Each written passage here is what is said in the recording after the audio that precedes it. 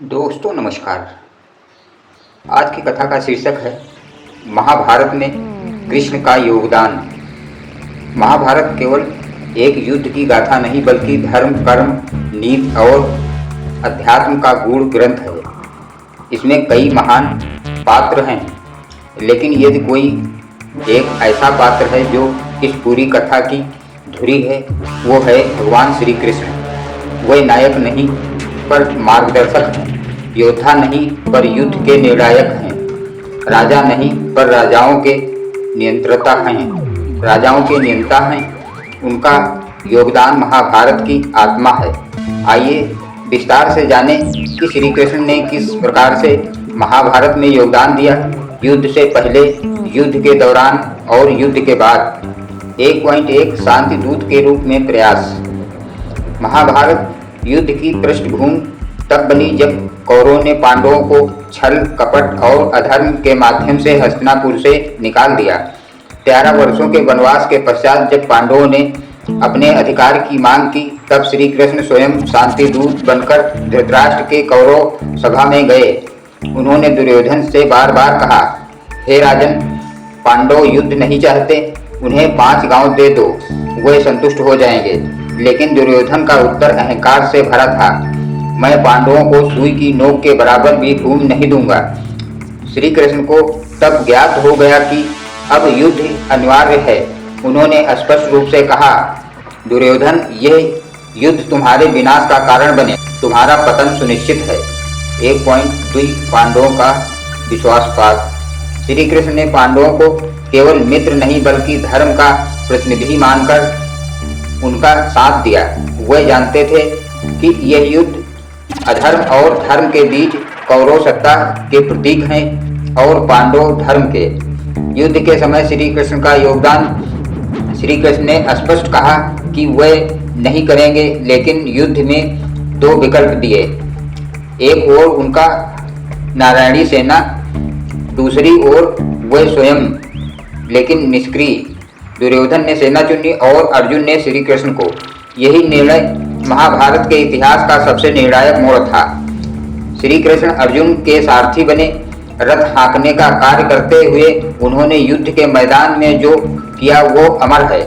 युद्ध प्रारंभ होने के पूर्व अर्जुन मोह में पड़ गए। जब उन्होंने अपने परिजनों, गुरुओं, भाइयों, बंधुओं को सामने देखा, तब उनके हाथ कांपने लगे। उन्होंने धनुष छोड़ दिया और कह दिया, हे माधव, मैं ये युद्ध नहीं करूंगा। तब श्री कृष्ण ने भगवत गीता का उपदेश दिया, एक ऐसा संवाद जो न केवल अर्जुन बल्कि संपूर्ण मानवता को जीवन का सार बताता है। कुछ प्रमुख संदेश। कर्मण्योऽधिकारिस्ते मा फलेषु कदाचन। कर्म करो, फल की चिंता मत करो। आत्मा न कभी जन्म लेती है न कभी मरती है। सफलता असफलता में सम रहने का नाम योग है।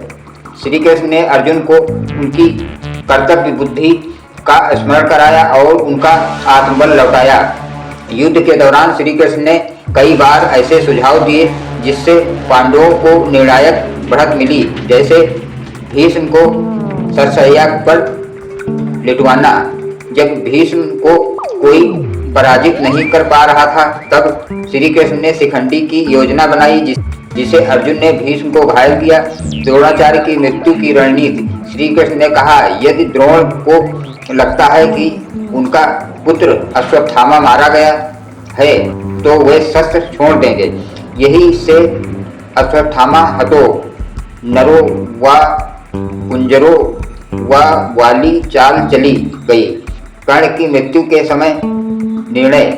जब अर्जुन का रथ कीचड़ में फंस गया और वह नियम अनुसार युद्ध से हट कर रथ निकाल रहे थे, तब श्री कृष्ण ने अर्जुन से कहा, अभी यही उचित समय है, संकोच मत करो।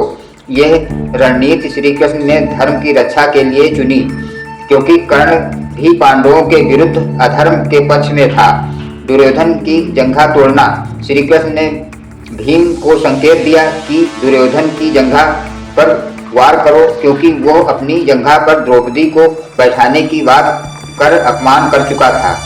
जब युधिष्ठिर युद्ध के पश्चात अत्यंत दुखी हुए, तब श्री कृष्ण ने उन्हें ये समझाया कि युद्ध धर्म के लिए लड़ा गया था उन्होंने युधिष्ठिर को पुनः उनके कर्तव्यों की याद दिलाई।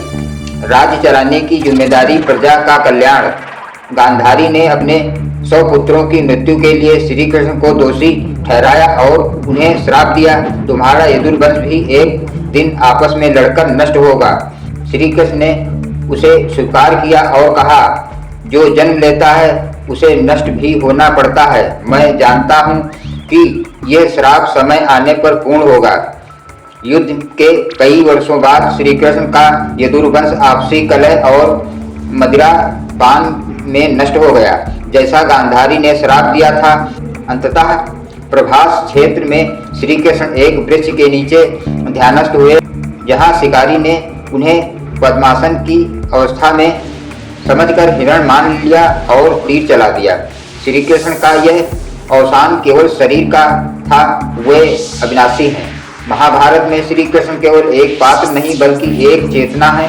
वे 3 स्तरों पर योगदान देते हैं। श्री कृष्ण ने यह दिखाया कि नीति धर्म अलग नहीं, धर्म आधारित राजनीति कैसे होनी चाहिए, ये महाभारत में उन्होंने सिद्ध किया। भगवद गीता के माध्यम से उन्होंने समर्पण और विश्वास की महत्ता बताई। उन्होंने अर्जुन को बताया कि सच्चा योगी वही है जो ना अति करता है ना त्यागता है, जो जीवन के हर पक्ष को समभाव से देखता है। महाभारत का प्रत्येक मोड़ श्री कृष्ण की उपस्थिति से प्रभावित होता है। वे ना होते तो पांडव विजयी नहीं होते, धर्म स्थिर नहीं होता, गीता का अमृत मानवता को नहीं मिलता। श्री कृष्ण युद्ध नहीं लड़े, लेकिन युद्ध का परिणाम उन्होंने ही तय किया। वे राजा नहीं थे, पर समस्त राजाओं को चलाने वाले थे। वे अवतारी पुरुष थे जिन्होंने धर्म की स्थापना के लिए सारा जीवन समर्पित कर दिया।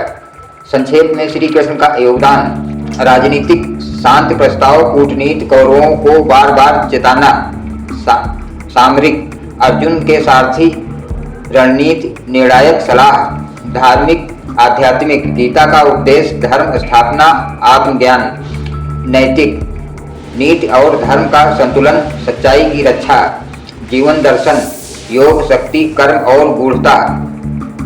जय श्री कृष्ण। धन्यवाद दोस्तों।